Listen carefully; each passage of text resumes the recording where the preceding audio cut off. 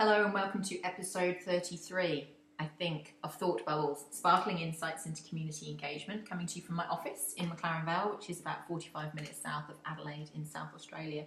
Today I want to talk to you about a little frustration that I'm feeling, because generally these thought bubbles are about the frustrations that I'm feeling, aren't they? Let's call it commentary. I'm a commentator on things, and something that's just dawned on me is how I've developed a real hatred of surveys. And I guess I'm kind of talking to you as a way for me to work through why I've got this hatred of surveys. I'm actually working with a client at the moment where I've just prepared a survey. That client's probably watching this. Look, your survey's great.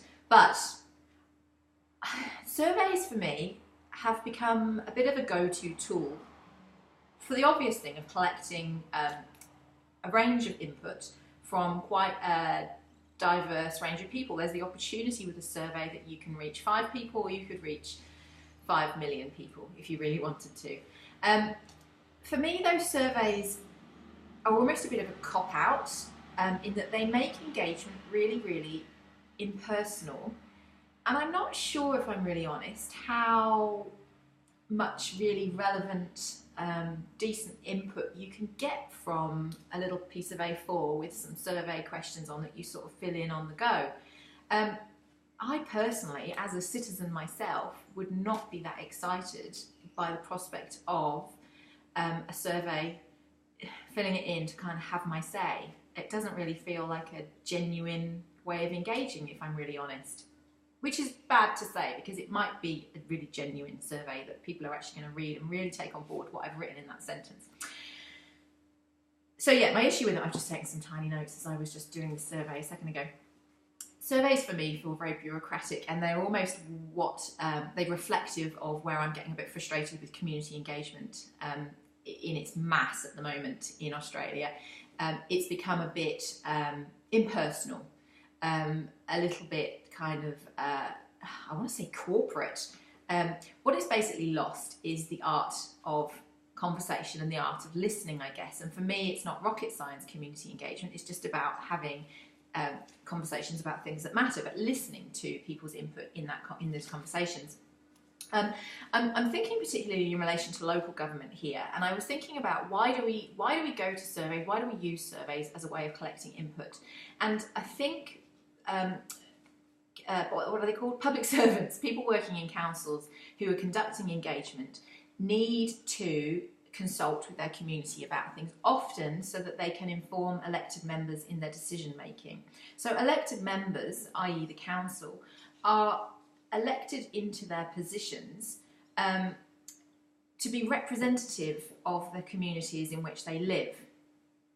And so those elected members are obviously wanting to make the right decisions, but what I think I'm thinking through in my mind is, why can't each of those elected members have really good connections with their own networks and be able to have conversations on issues that they can then take back to council to be able to make decisions? Now, that I guess my question is, have we lost the art of conversation in that those elected members, why can't they just engage with their communities around them, their own networks, taking on board obviously that they need to try and get a diverse range of perspectives, so when they're having those conversations with people to inform their decision making, they don't just want to talk to their own little social network, which is all people made up of the exact same demographic as them. That would probably be a bit silly. But why can't they have those conversations and use that instead of these kind of mass surveys that go out and are completely impersonal? Why can't they be basing their decisions on those conversations that they have themselves within their communities? There are a number of reasons why they can't. I'm kind of answering my own questions here. What I think the point I'm getting to, slowly, is that I don't think it's that we've lost the art of conversations. I think we've lost the art of valuing conversations. And I think if an elected member, let's say I was an elected member at my local council and I went along and said, right, I'm about to make a decision on something locally.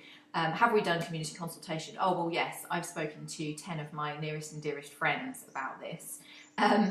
I'd probably just be laughed at, and that wouldn't be enough of a basis on which to make a decision. But what I think I'm arguing is if you had, say, 8 elected members or 10 elected members that each did that and had each been elected into their positions to make decisions on behalf of their community, then what's wrong with that? You'd actually have 80 to 100 people that had had genuine conversations with people who were then going to make a decision based on that conversation.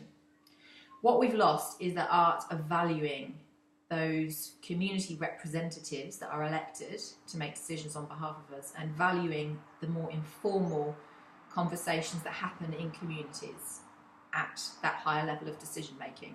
Look, I know what I'm saying is completely flawed in lots of different ways, but I would be really keen to hear your thoughts on this. Am I the only one that hates surveys? Am I the only one that thinks that's really impersonal? Am I the only one that thinks elected members should and could be doing their own really decent engagement that is actually quite simple and straightforward, but genuine and actually really useful?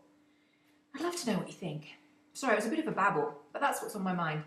All on a sticky note here. I'll see you next time. Bye.